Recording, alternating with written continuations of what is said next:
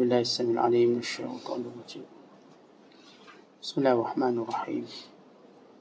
السلام عليكم ورحمة الله وبركاته. الحمد لله رب العالمين والعاقبة للمتقين ولا عدوان إلا على الظالمين. أشهد أن لا إله إلا الله وحده لا شريك له وأشهد أن محمدا عبده ورسوله. اللهم صل وسلم وبارك على سيدنا محمد وعلى آله وصحبه أجمعين وبعد. قال المصنف رحمه الله تعالى ونفعنا الله به وبعلومه في الدارين آمين. Telah berkata Imam Al-Allamah Syekh Abdul Qadir Al-Jilani, semoga Allah Ta'ala merahmatinya dan kita mendapat manfaat serta barakah ilmunya. Alangkah bahagianya orang yang mengaku bahawa semua nikmat itu daripada Allah dan mengaitkan semua nikmat itu datang daripadanya, serta menafikan ada campur tangan dari dirinya, sebab musababnya, serta daya upayanya.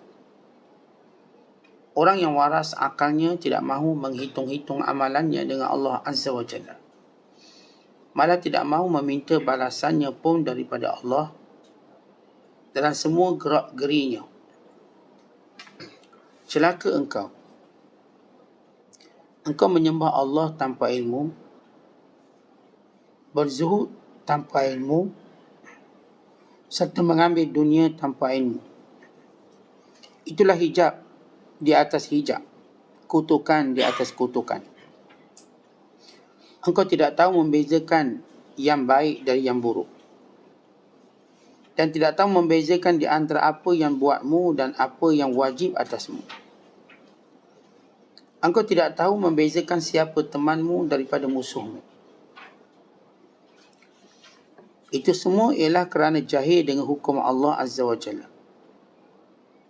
dan tidak mahu berkhidmat kepada para syekh, yakni syekh amal dan syekh ilmu yang boleh membimbingmu kepada Allah Azza wa Jalla.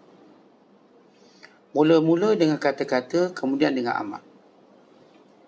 Itulah yang boleh menyampaikanmu kepada Allah Azza wa Jalla.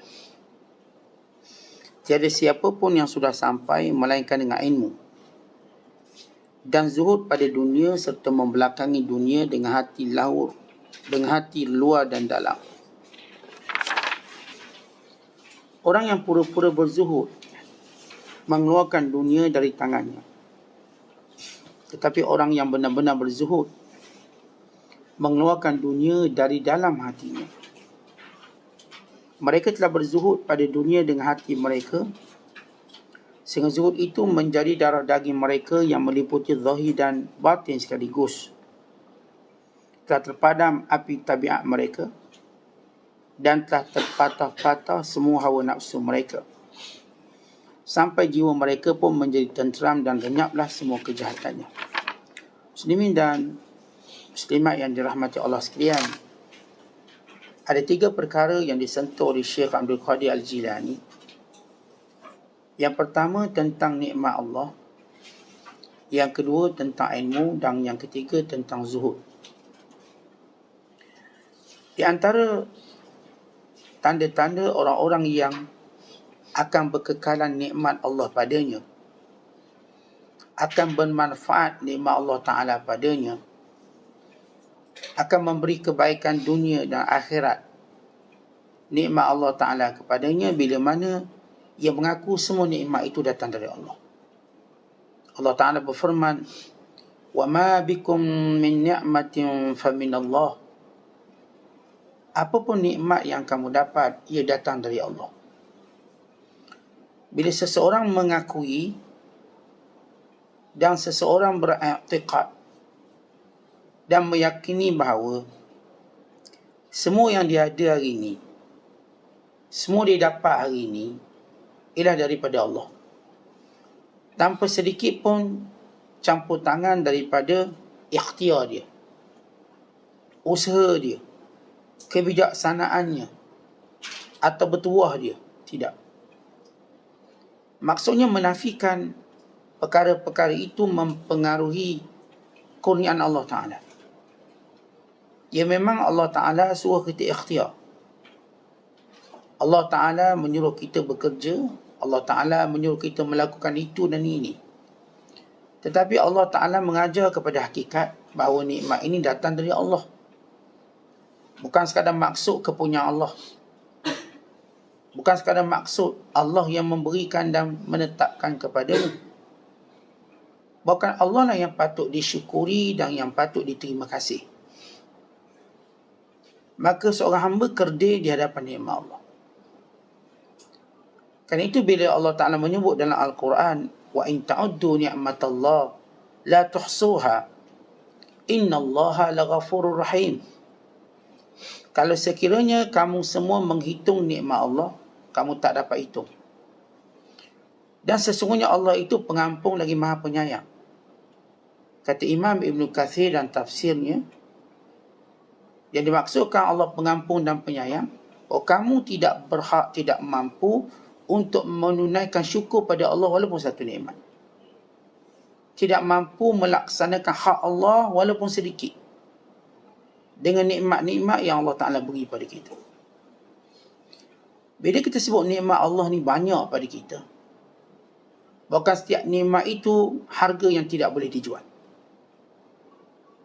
Kalau sekiranya sanggup tak kita korbankan mata kita untuk dapat 100,000, 1 juta lah, senang. Tak sanggup. Sanggup tak kita diambil jari kita nak dibayar sejumlah wang? Tak sanggup. Sanggup tak kita diambil deria baru kita lalu dibayar dengan sejumlah wang? Kita tak sanggup. Kerana ia nikmat yang tak boleh dijual. Nikmat tadi luar biasa. Kerana itu kata ulama, nak tahu banyaknya nikmat Allah, pejam mata. Pejam mata kamu tahu nikmat Allah banyak. Tuan-tuan sekalian, bila kita pejam mata, apa jadi? Pejam, tak nampak apa-apa. Cuba buka balik. Ya Allah, nampak segalanya. Isteri, anak-anak, kawan. Nampak warna. Nampak segala nikmat. Setiap kali kita rasa kita ni kurang nikmat, misalnya kita rasakan, cuba pejam mata. Dan kemudian buka kembali. Lihat nikmatnya tu cukup banyak. Waktu kita pejam mata kita, tuan-tuan sekalian, tak nampak apa-apa. Gelap. Kita tak dapat menikmati apa-apa. Atau kalau suruh kita berjalan 100 meter dengan tutup mata, kita dah rasa sengsara. Tutup mata, jalan 100 meter. Kita rasa gelap semua nikmat. Tetapi waktu mana kita buka mata, banyaknya nikmat. Kerana itu orang yang sentiasa membuka matanya, dia akan dapat nikmat, melihat nikmat banyak. Apatah lagi yang membuka mata hatinya. Dan orang yang pejam mata, dia nampak nikmat tak ada. Apatah lagi yang pejam mata hatinya. Lagi tak nampak nikmat. Walau nikmat tu banyak. Kerana itu para ulama membahagikan nikmat pada 3. Yang pertama, itu nikmat yang disebut hasilatun. Nikmat yang terhasil, yang diketahui oleh kita. Nikmat yang terhasil, yang kita tahu. Apa yang kita tahu? Kita tahu ada anak, ada isteri, ini terhasil. Kita tahu kita ada pekerjaan, gaji berapa angka. Kita tahu kita ada peluang-peluang, kita ada duit simpanan dalam bank, kita ada EPF, KWSP, kita ada saham. Ini nikmat yang dipanggil hasilah, yang kita tahu dia ada. Nikmat ni menjadikan kita rasa confident, kuat, yakin, bangga. Walaupun duit kita tak dalam poket, tapi dalam bank ada banyak, kita confident jalan. Cakap pun confident. Memang tak ada 1 sen pun kat poket, dalam bank ada. Nikmat ni kita tahu kita ada. Kita ada bisnes banyak. Kita ada pekerja banyak. Nikmat-nikmat yang menjadikan kita akan sentiasa confident. Kita pun ada pekerjaan. Walaupun nampak macam cuti, kita ada kerja. Kita mungkin bos syarikat, manager dan sebagainya. Yang kedua, nikmat yang sedang kita tunggu. Nikmat tu muntadhiratun, yang kita tunggu dan kita harap dapat. Ada yang menunggu nikmat pencen, bila lah nak pencen, dia menunggu-nunggu pencen dia, tu nikmat. Ada yang menunggu anak, bila dapat anak. Ada yang menunggu cucu, ada yang menunggu bakal menantu, ada yang menunggu untuk berkahwin. Ini nikmat yang kita sedang tunggu. Dan banyaknya manusia menunggu nikmat. Kita tunggu banyak. Yang ketiga ialah nikmat yang ada pada kita yang kita tak sedar. Nikmat ni apa dia tuan-tuan? Mata, telinga, tak sedar. Ni kalau hilang baru sedar. Nikmat dapat berjalan, nikmat dapat makan, tak sedar. Bila kena kencing manis baru tahu sedar nikmat makan. Bila kena gauk baru tahu nikmat makan. Sebelum tu tak tahu, cuma makan. Nikmat-nikmat yang ada pada kita yang kita tak sedar, melainkan kalau sakit. Nikmat buah pinggang. Tuan-tuan rasa tak nikmat buah pinggang? Tuan-tuan tak rasa melainkan lepas kena dialisis. Tanya orang kena dialisis. Lama ni, selama kita hidup ni, saya hidup, tuan-tuan hidup, rasa tak nikmat jantung? Tak rasa. Kita nampak nikmat dapat pekerjaan itu, pekerjaan ni. Yang jantung dalam ni yang maha penting dalam diri kita tak nampak. Tak tahu jantung tu stop. Heart attack, mati. Dikelilingi nikmat-nikmat yang kita tahu dan kita lupa satu nikmat dalam diri kita, jantung. Jarang orang sedar dia ada nikmat jantung, jarang. Melainkan dia sakit. Jarang orang sedar nikmat berjalan, melainkan dia tak boleh berjalan. Tuan-tuan berjalan ke sana kemari, daripada ruang tamu pergi ke dapur, nikmat. Ada orang terpaksa seret punggung nak berjalan. Kita jalan. Rasa tak nikmat? Tak rasa. Malas pula. Kalau kita pergilah ke dapur buat air, malas lah saya. Awaklah pergi. Malas berjalan. Ni kalau hilang nikmat berjalan, rajin pula dia nak berjalan. Tak nampak nikmat berjalan. Nikmat boleh berlari, tak nampak. Ini semua nikmat yang ada tapi kita tak rasa. Bila kita rasa, bila hilang. Ini 3 nikmat. Nikmat yang terhasil yang kita nampak, nikmat yang kita tunggu, dan nikmat yang ada pada kita, kita tak rasa. Tetapi yang ni lah yang paling banyak. Sehingga ada seorang mengeluh depan ulama, Syekh, saya ni susah, saya begini, saya begitu. Orang mengadu pula saya, Syekh, slipper pun tak ada. Maka kawan ni pun diberitahu, awak ni syukurlah slipper tak ada. Orang lain kaki tak ada. Orang ni cuma tak ada slipper, orang lain kena potong kaki dia. Tidakkah awak rasa nikmat? Lalu Syekh ni kata, awak duk ngeluh sangat. Mau tak kalau sekiranya Allah Ta'ala cabut tangan awak dan beri 100,000? Dicabut kaki awak, diberi 100,000. Dicabut mata awak, diberi 100,000. Dia tak nak.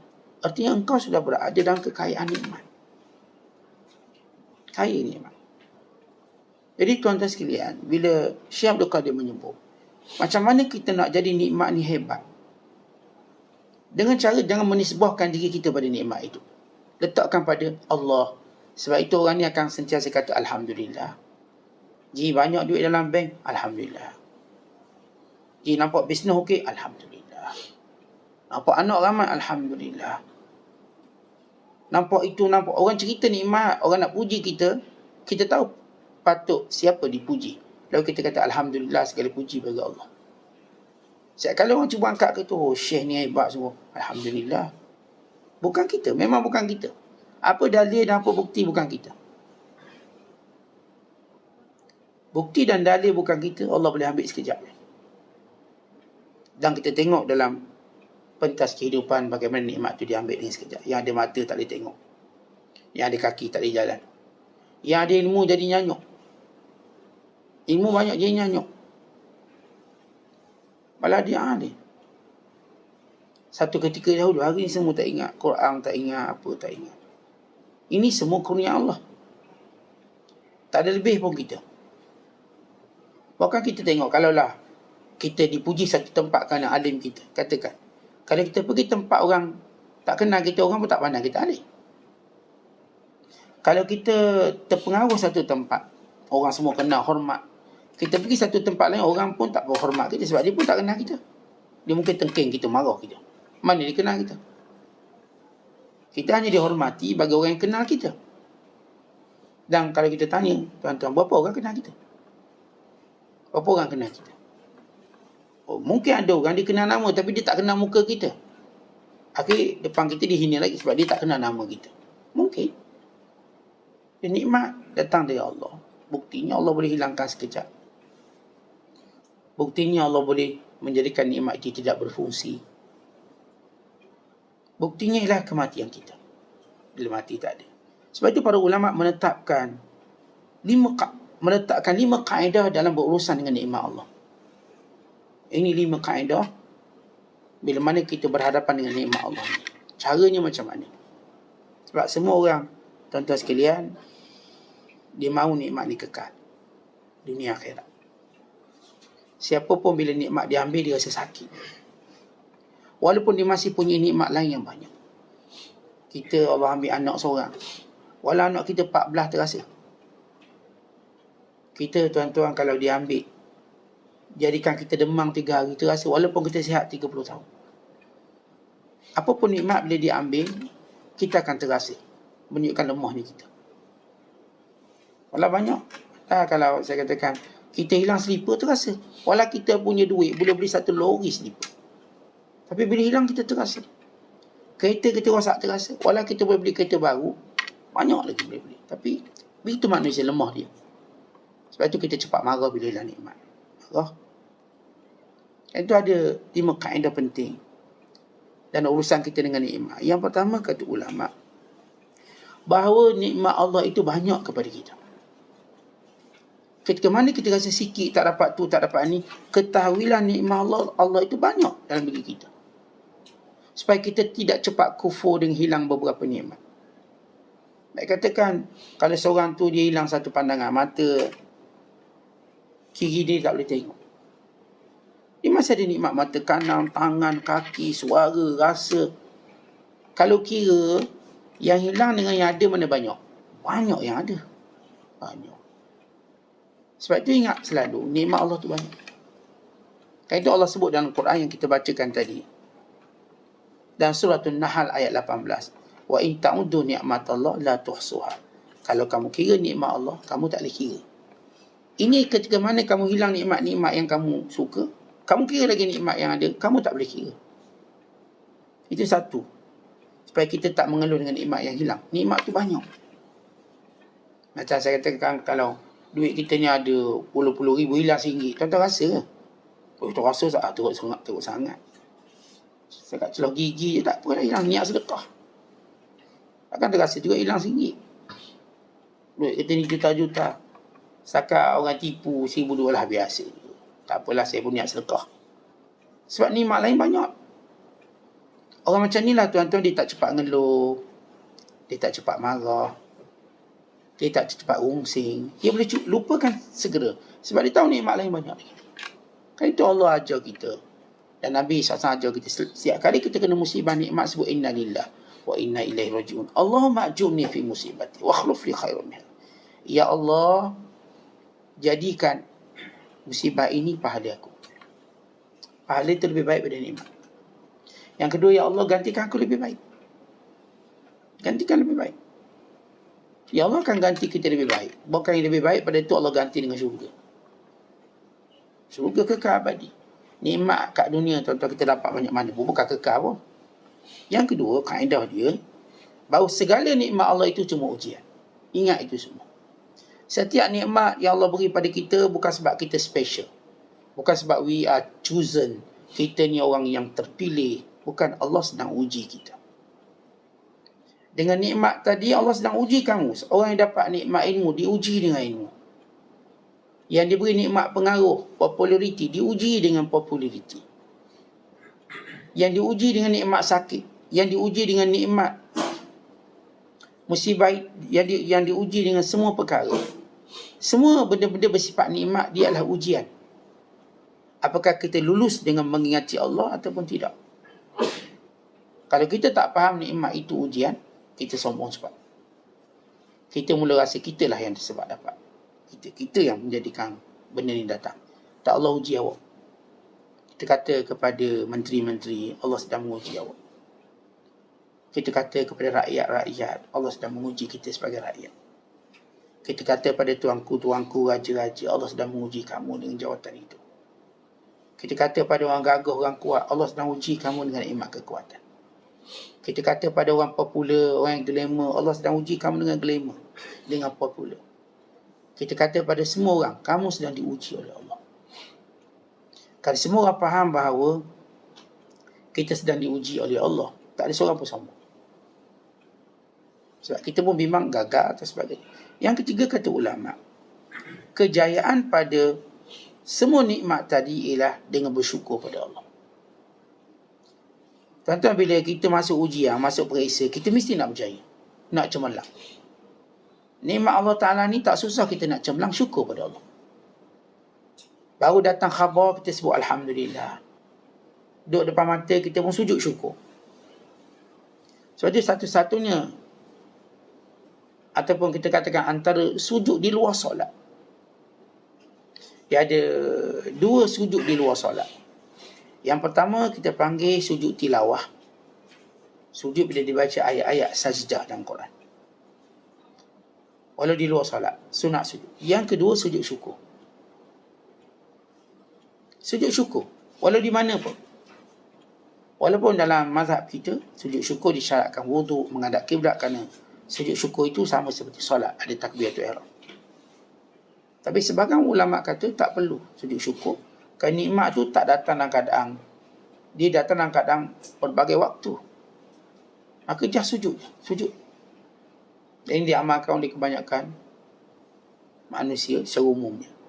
Tapi kalau kita mengaji dalam mazhab kita, memang syarat wuduk, syarat menghadap kiblat, syarat menutup aurat.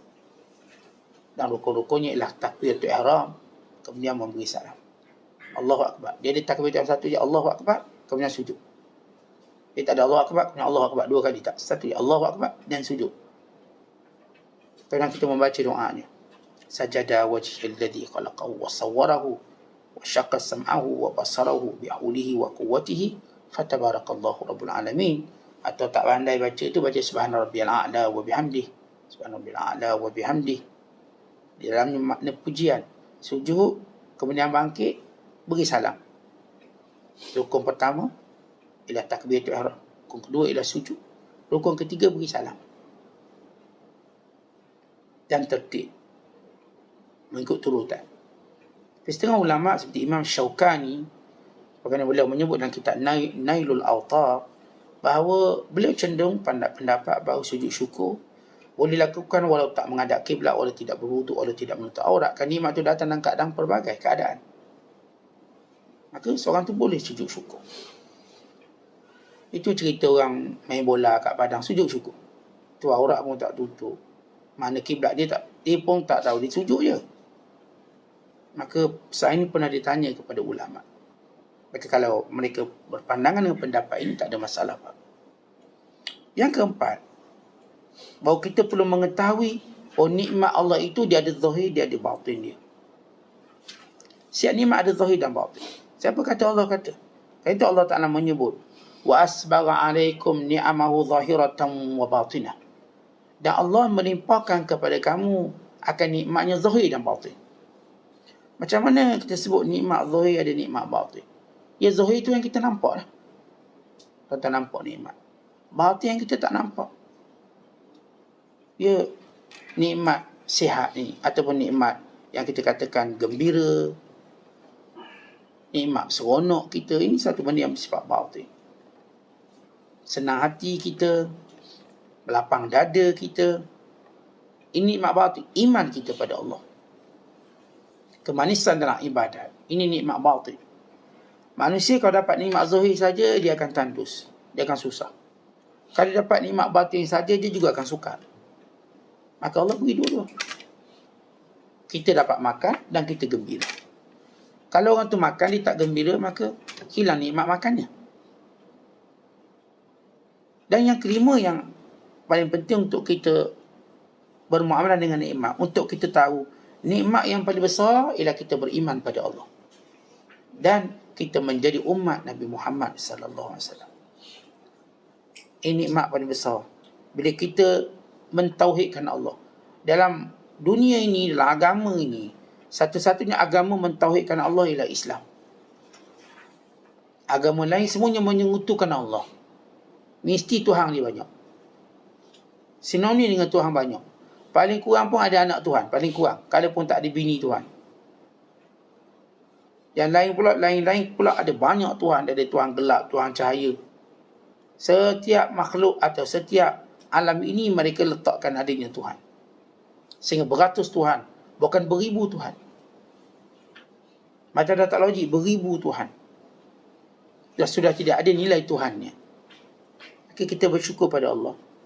Allah berikan kepada kita menjadi umat yang mentauhidkan Allah. Allah Ta'ala berfirman, Ya ayuhan nas, uzkuru ni'matallahi alaikum. Hal min khaliqin ghairullah, yarzukukum minas sama'i wal ard. La ilaha illahu fa anna tu'fakun. Dan surah Fatir ayat ketiga kata Allah, wahai manusia, sebutlah, ingatlah nikmat-nikmat Allah ke atas kamu. Apakah ada pencipta lain selain Allah yang memberi rezeki kepada kamu di langit dan di bumi? Tidak ada Tuhan melainkan Dia. Apakah kamu tidak mau berfikir? Dan keistimewaan kita menjadi umat Nabi Muhammad sallallahu alaihi wasallam. Allah Taala berfirman, "Wadhkuru ni'matallahi 'alaikum wa ma unzila 'alaikum minal kitabi wal hikmah."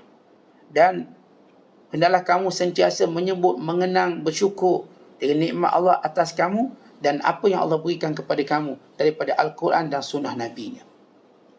Kita tuan-tuan, alhamdulillah dalam hidup ni kita ada panduan Quran dan hadis Nabi SAW. Kalau kita benar-benar kita tadabbur Al-Quran dan kita tafakur dalam hadis Nabi SAW, Masya Allah, segala-galanya cukup untuk kehidupan ini. Bukan sekadar di sini, di akhirat. Dan segala-galanya menjawab segala persoalan hidup. Tapi masalah kita tak beri masa yang banyak untuk tadabbur Al-Quran. Kita tak beri masa yang banyak untuk tadabbur hadis. Terlalu kita beri masa yang banyak untuk hal-hal duniawi yang tidak memberi jawapan pada hidup. Kita tengok Facebook punya lama, adakah kita dapati jawapan dalam hidup? Tak ada. Kita cuma memberikan hak nafsu yang ingin tahu. Manfaat atau tidak, itu nombor 2. Nak tahu je. Kalau orang mati, nak tahu dia mati sakit apa. Nak tahu je. Itu lepas tahu, lega baru saya tahu. Dan nak tahu janda dia dah kahwin lagi ke tak. Nak tahu. Dan anak dia tu masuk universiti ke tak masuk. Maklumat-maklumat yang kalau kita kaji dan kita tak ada manfaat pun. Tapi kita melayan nafsu kita sehingga kita boleh wakafkan diri kita, i'tikaf diri kita untuk mengetahui maklumat-maklumat itu berjam-jam lamanya. Sebab itu kita suka ikut dunia selebriti, kita suka ikut orang-orang glamour, nak tahu dia makan apa hari ni. Oh, dia makan kari 40, tak, kita tahu. Nak tahu dia basuh baju pakai mesin basuh ke pakai kaki, nak tahu. Tanya ada manfaat? Tak ada, tapi suka tahu. Nak tahu dia boleh kucing berapa ekor, nak tahu kucing dia jenama apa, berapa harga. Kita memang bernafsu besar nak tahu. Tapi nak tahu tentang jawapan hidup kita dunia akhirat. Nak tahu tak tentang Al-Quran? Nak tahu tak tentang hadis Nabi? Tak nak tahu. Ni kita nak beritahu, tak nak dengar. Dah tak nak tahu, tak nak dengar pula. Nak kata apa?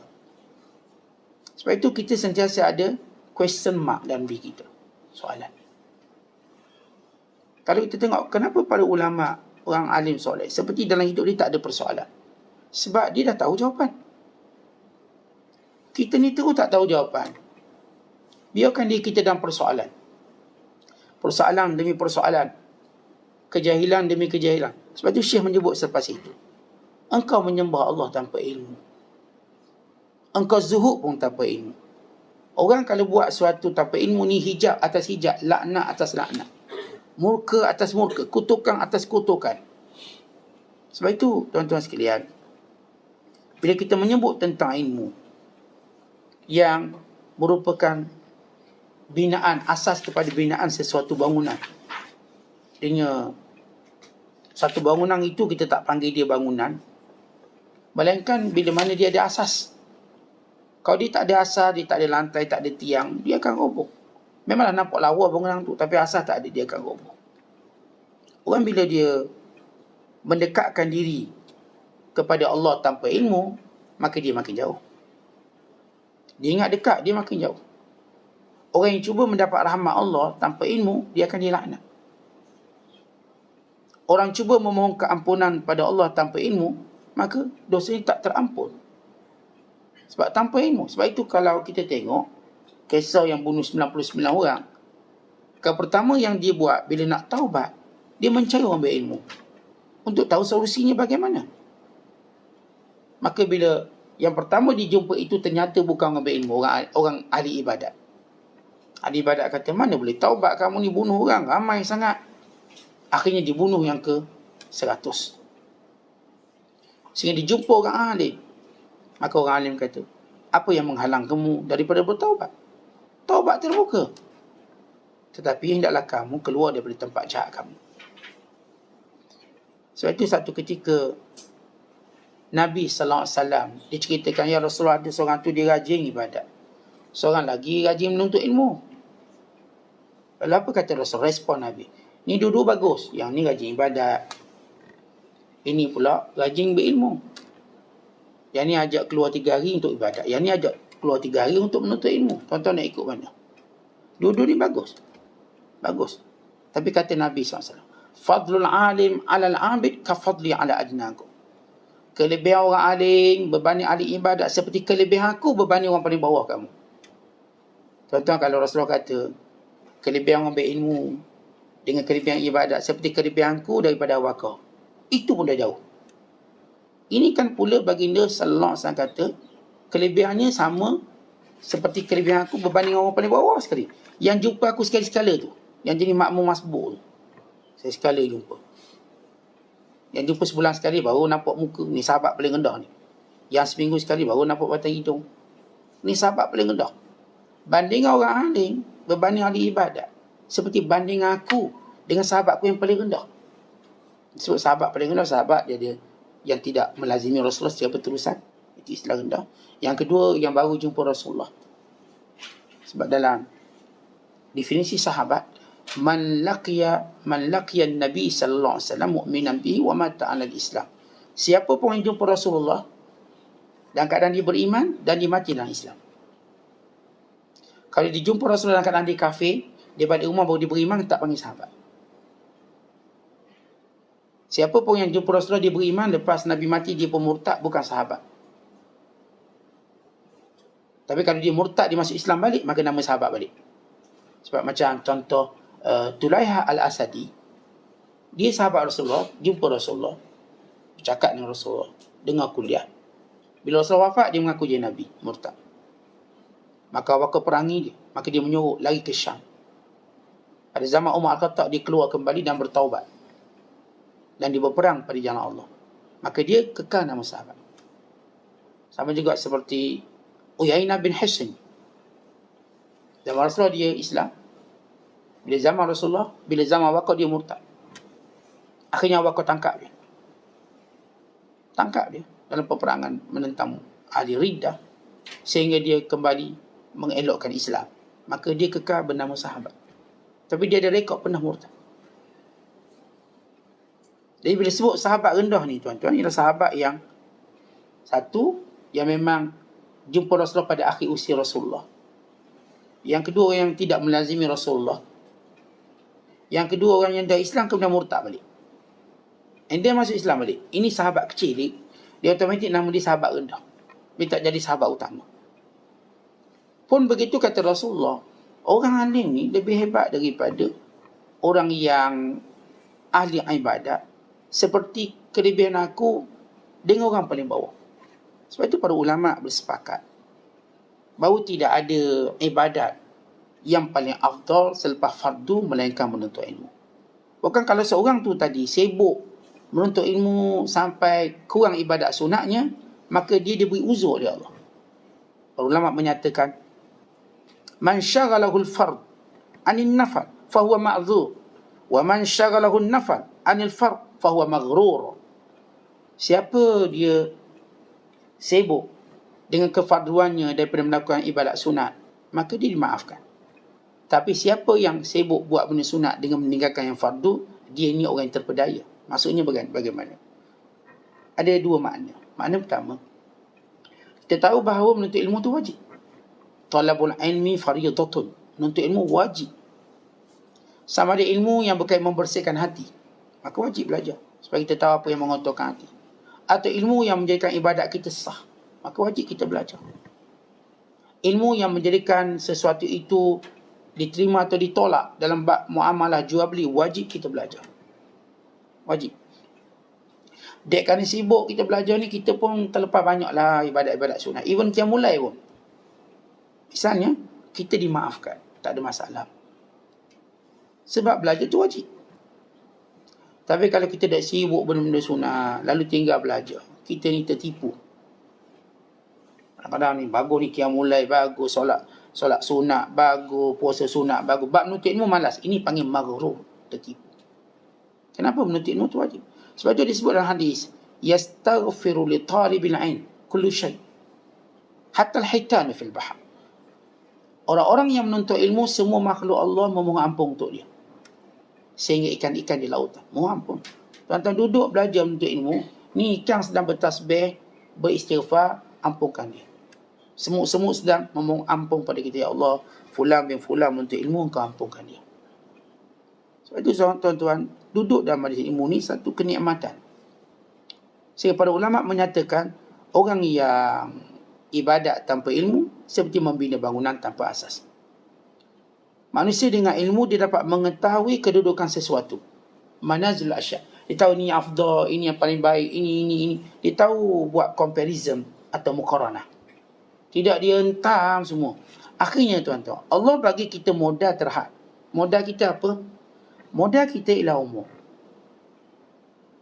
Tetapi ilmu yang akan invest kerana umur menjadi lebih bernilai. Sebab tu ada orang umur 45, macam orang umur 200 tahun nilai dia. Dia pandai buat investment. Yang umur kita tua, 70, 80, tapi tak pandai investment, maka rugilah kita. Jenis-jenis simpan duit dalam bank, 1 juta katakan, tak bergerak-gerak. Kalau bergerak pun sebab ni untung yang diberi oleh KDSP 5%, 6%, 7%. Nak geraklah sikit. Tapi ni orang yang buat investment.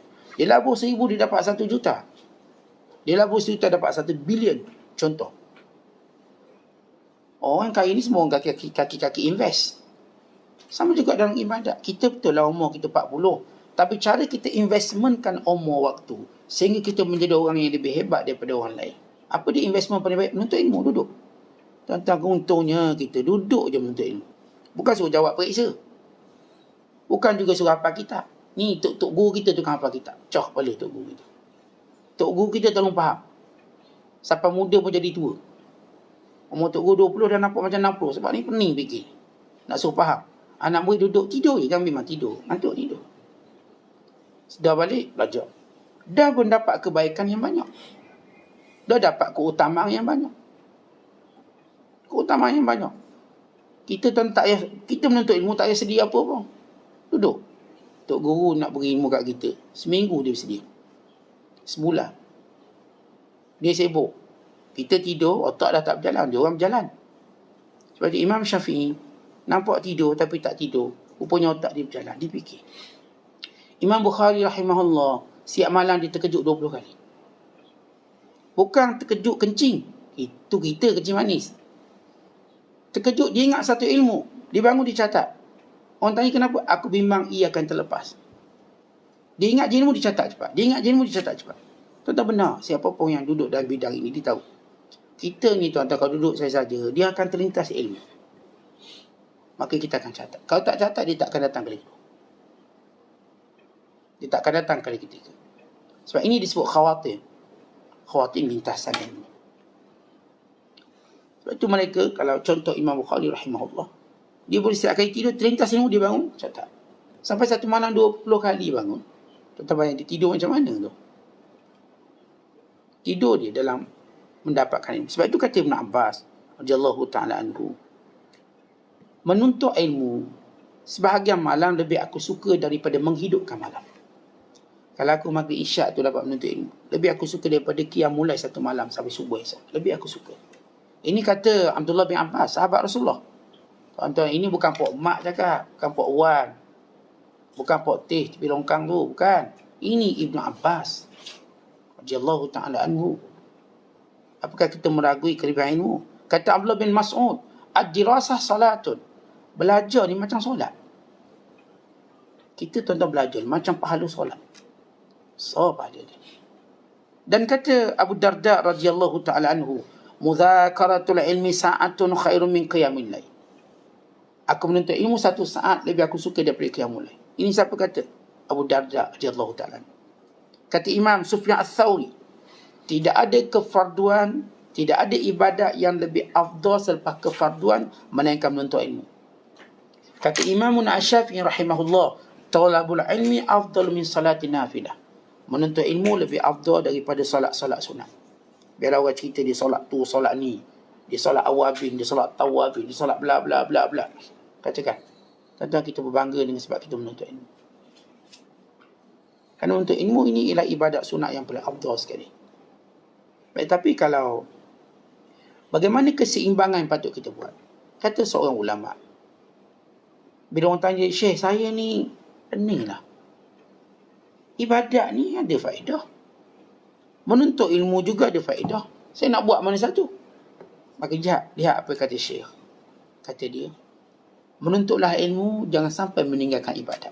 Beribadatlah, jangan sampai tinggalkan menuntut ilmu. Ini yang kita pegang. Ini yang saya pegang. Saya akan menuntut ilmu tapi tidak akan ganggu ibadat saya.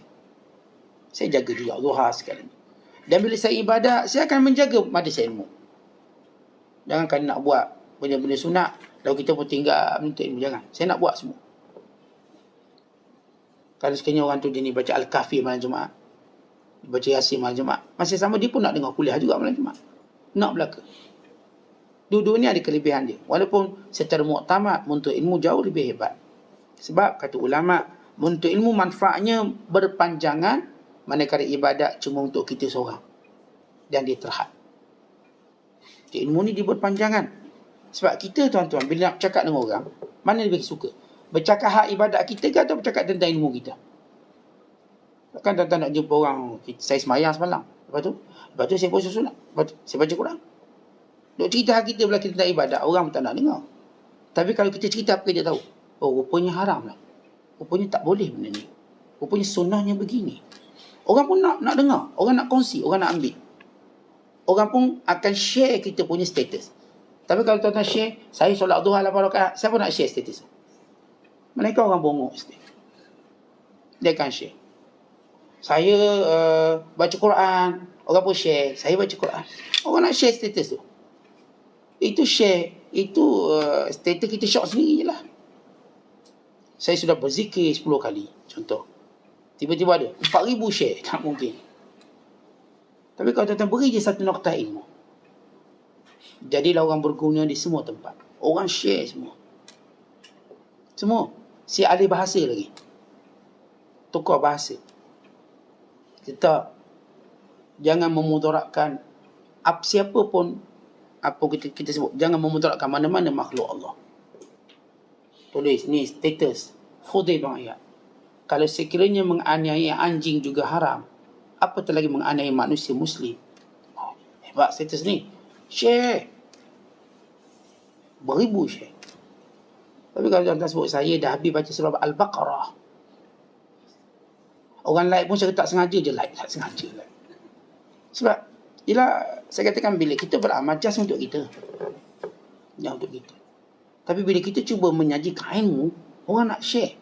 Sebab itu untuk ilmu, dan ilmu itu afdal kerana ia berkembang dan faedahnya kepada semua orang. Kan tu tuan-tuan, bila hari ni sahabat-sahabat kita suka share banyak dalam Facebook. Alangkah indahnya kalau share tadi semuanya berilmu, bukannya fitnah, bukannya gosip, tapi ilmu. Dan hari ni kita jadikan Facebook kita, IG kita ialah suatu kitab yang terbuka. Kitab yang terbuka yang dibaca. Setiap kali buka Facebook, Masya Allah, ilmu. Untungnya orang ni, dan untung yang membacanya. Dan untung yang menyebarkannya. Dan kalau kita share, kita dapat pahala pula. Untung tuan-tuan sekalian. Kita dengar, hari ni kita dengar ustaz-ustaz kita kuliah, kita balik, ada benda nak cakap dengan bini kita. Tadi ustaz dia cakap, begini. Tadi ada tuan guru cakap begini. Ada benda. Kita pun excited, ataupun kita pun seronok nak bercakap. Tapi kalau saya katakan, tuan-tuan nak cerita ibadat tuan-tuan pada orang, siapa nak dengar? Kadang-kadang bini kita pun tak nak dengar. Yang semalam abang tahajud. Semalam 20 rakaat. Yelah tu, kata bini dia. Bini jawab, yelah tu dia. Ni lepas ni apa nak duha pula, dua rakaat. Riak lah tu, bini ni. Dia kata kita riak pula. Lepas ni apa nak cari fakir miskin, nak sedekah makanan.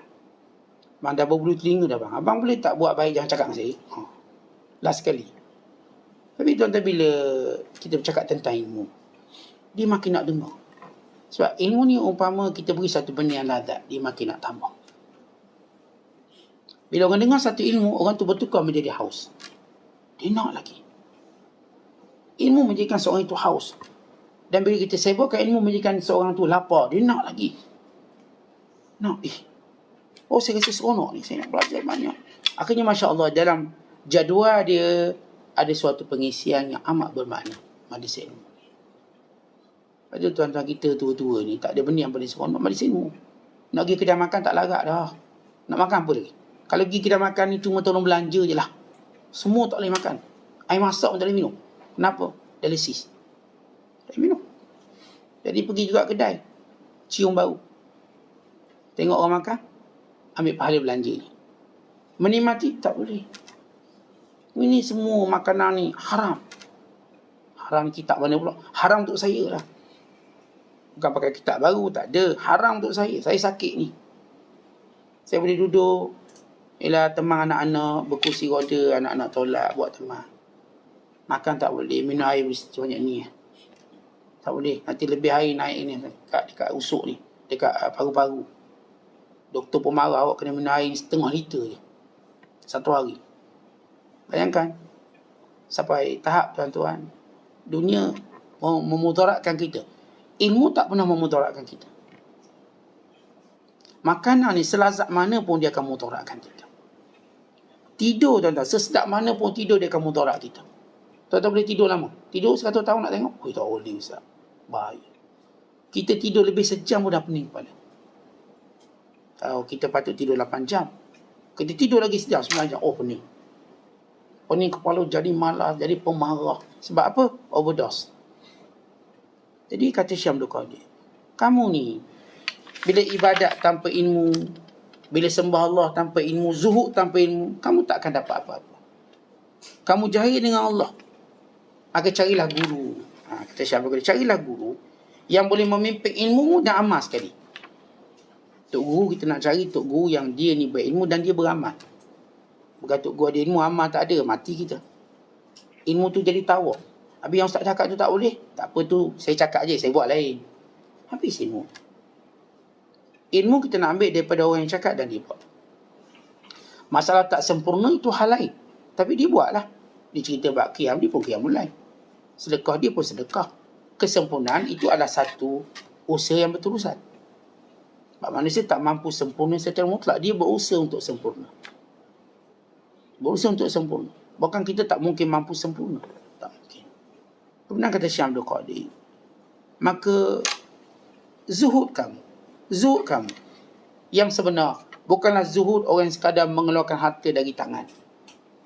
Cuma nampak kat tangan dia tak ada apa-apa. Tapi sebenarnya yang keluarkan daripada hati. Dan yang penting hati kita tadi. Kita ada duit sebanyak langit dan bumi, tapi kalau dia tak masuk ke hati kita, silakan. Tak ada masalah apa pun. Tapi kalau kita ada sikit tapi masuk ke hati, ini bahaya. Tengah sembahyang pun masuk.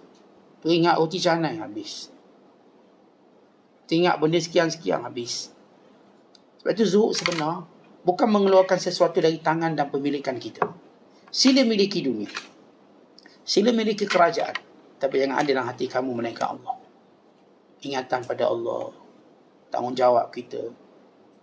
Kita tahu tentang apa yang patut kita lakukan, apa yang patut kita tinggalkan. Maka dengan cara zuhud yang tadilah, tuan-tuan sekalian, akan mampu untuk memadamkan segala tabiat dan hawa nafsu yang menghancurkan kita. Barulah kita benar-benar tenteram.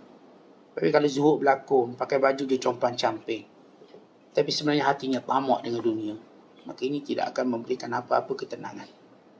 Itu penting kita sebut 3 perkara. Nikmat mesti nisbah pada Allah. Yang kedua, mesti kita menuntut ilmu. Dan ilmu ni biar ada guru. Guru kena ada. Bisa zaman sekarang ada, kita orang guna Google sekian-sekian. Apakah tidak dia iktiraf guru? Ya, bagus. Itu benda yang bermanfaat. Tetapi hubungan kita guru secara personal juga perlu ada. Sebab kadang-kadang dia typo ke apa, kita pun tak tahu. Atau maksud dia lain, kita faham lain. Atau dia cuma hikayatkan satu mazhab, bukan satu pegangan. Dia nak cuma beritahu ada mazhab kata begitu, tapi bukan satu pegangan. Umpamanya dia kata kalau kita bersalam orang kafir wajib berwuduk sebab mereka najis. Dia pun tak status. Tapi kita pun, bila kita ada guru kita jawab. Itu pendapat sebagian ulama yang dinisbahkan kepada Hasan Basri. Ada pun jumhur ulama kata tidak. Kerana najis, innamal musyrikuna najasun. Najis mereka pada akidah, bukan pada tubuh badan. Boleh bersalam, boleh peluk mereka, tak ada hal. Tak ada hal boleh kita nak bertepuk tangan dengan dia. Ni kalau sesama lelaki lah. Jadi dia situ, oh gitu saya ingat ke macam ni.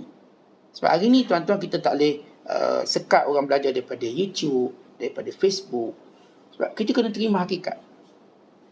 Namun ingatan kita, jangan putus hubungan dengan guru. Supaya kalau ada benda-benda statement-statement kita tak faham, atau mengendirukan, atau kadang-kadang saya kata statement tadi lebih bentuk hikayah pandangan tertentu. Bila kita cari guru yang berpengalaman, kita jangan cari guru biasa, guru berpengalaman. Yang jenis tuan-tuan dia baca beribu buku dah ni, dia ada pengalaman. Dia tahu ilmu khilaf ulama, dia tahu. Kalau guru yang tak tahu ilmu khilaf, jangan tanya dia. Nanti dia kata semua kafir, dia je Islam. Pada itu pendapat pandangan setengah ulama dan sebagainya. Cari guru yang tahu ilmu khilaf. Maka dia kata, oh ini bukan dalam mazhab kita, ini dalam mazhab Abu Hanifah, ini dalam mazhab Maliki. Dia tahu. Kalau syarat seorang beri fatwa, dia mesti tahu ilmu khilaf. Tidak, dia akan kafirkan semua orang. Dia akan sesatkan semua orang. Kata ni, tak orang ni, dia boleh tak orang ni makan daging ni. Ya, memang dalam mazhab kita tak boleh. Dalam mazhab lain mungkin kita boleh. Maka dia pun sebut, huraikan. Jadi kita taklah terlalu prejudis dengan orang lain. Taklah terlalu membenci orang lain dengan secara jahil. Maka ini kepentingan ilmu. Dan last sekali bercakap tentang zuhud. Zuhud bila zuhud sebenar, yang bukan mengeluarkan dunia daripada tangan, daripada pemilikan, tapi keluarkan dunia daripada hati. Sila miliki dunia, sila ambil dunia, tapi hati jangan terjejas. Tanggungjawab kita kepada Allah. Dan segala perkara yang dituntut kepada kita, jangan tinggalkan. Keluarkan zakat. Bila harta kita banyak mana pun tuan-tuan, kita keluarkan zakat, maka harta itu tidak dicela. Yang dicela bila kita tak keluar zakat, maka dicela. Kalau kita ada ni 10 juta, zakat tak? Zakat. Harta terpuji, tidak tercela. Sila teruskan. Semoga dia menjadi warisan pusaka yang baik untuk anak-anak kita. Kebaikan yang anak-anak kita dapat kerana warisan harta pusaka. Yang penting keluarkan zakat. Jangan tak keluar zakat. Tuan-tuan nak melabur kat mana, labur. Tapi ingat zakat ada. Kalau tak tabung haji, dia tak payah fikir zakat. Dia dizakatkan. Lain-lain investment, tuan-tuan kena fikir zakatnya. Tuan-tuan tak dalam bank ni janji 10%, pelaburan ni 15%, bank rakyat. Ingat dapat zakatnya ada. Belajar tentang zakat. Cukup haul, cukup nisab, maka zakat jangan lupa. Jangan nampak untung je 20%, zakat 25% tu lupa. Zakat. Jangan pernah lupa, maka harta itu tidak dicela. Banyak mana pun harta tuan-tuan tak dicela. Tuan-tuan telah meletakkan diri dalam zuhud yang menjadi asas. Zuhud asas. Itu tidak meninggalkan yang menjadi kewajipan kita. Wallahu a'lam bishawab. Assalamualaikum warahmatullahi wabarakatuh.